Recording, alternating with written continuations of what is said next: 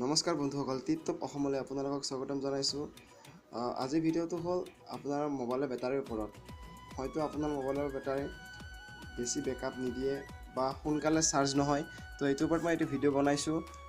যদি এইটো ভিডিঅ' ভাল লাগে তেনেহ'লে কৰিব লাইক, কৰিব শ্বেয়াৰ, কৰিব কমেণ্ট আৰু লগতে প্লিজ ছাবস্ক্ৰাইব কৰিব আমাৰ চেনেলটো। আহক আমি আৰম্ভ কৰোঁ।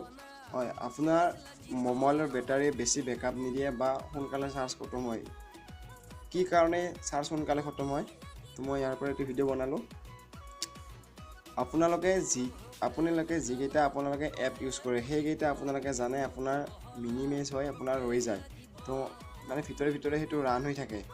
তো সেইকেইটা আপোনালোকে গুচাই দিব আৰু ক্লিন মাষ্টাৰ বা এনেকুৱা কিছুমান এপ বেটাৰীৰ ক্ষেত্ৰত হওক বা মোবাইলটোৰ ভাইৰাছৰ ক্ষেত্ৰতে হওক আপোনালোকে ইনষ্টল নকৰিব। কাৰণ যিকেইটা আপুনি ইনষ্টল কৰিব সেইকেইটা আপুনি আপোনাৰ মোবাইলটো লক কৰাৰ পিছতো স্ক্ৰীন লক কৰাৰ পিছতো আপোনাৰ মোবাইলৰ ভিতৰত ৰান হৈ থাকে। তাৰ ফলত আপোনাৰ চাৰ্জ খতম হৈ যায়। আপোনাৰ যদি আৰু দ্বিতীয়তে হ'ল আপোনাৰ মোবাইলত আপুনি চাৰ্জ দিলে আপোনাৰ মোবাইলত চাৰ্জ সোনকালে নহয়। তো কিয় নহয় মই আপোনাক জনাওঁ।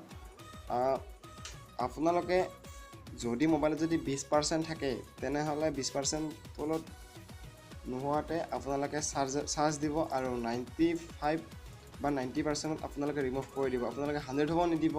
আৰু যদি আপোনালোকে এনেকৈ এবাৰ কৰি চাওক আৰু নহ'লে নতুবা এনেকৈ কৰি চাওক, আপোনালোকে 0% বা 100% দি চাওক, আপোনালোকে কোনটি বেছি বেকআপ দিয়ে আপোনালোকে নিজে গম পাব।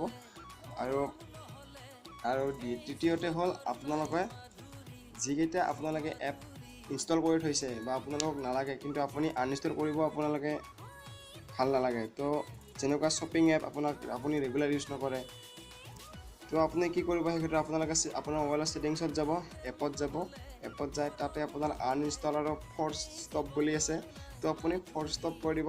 তেতিয়া আপোনাৰ বেটাৰী তেতিয়া খাব নোৱাৰিব মানে। তো আজিলৈ এইখিনিয়ে। যদি এইটো ভিডিঅ' ভাল লাগে তেনেহ'লে শ্বেয়াৰ কৰিবই। ধন্যবাদ। জয় অসম, বন্দে মাতৰম।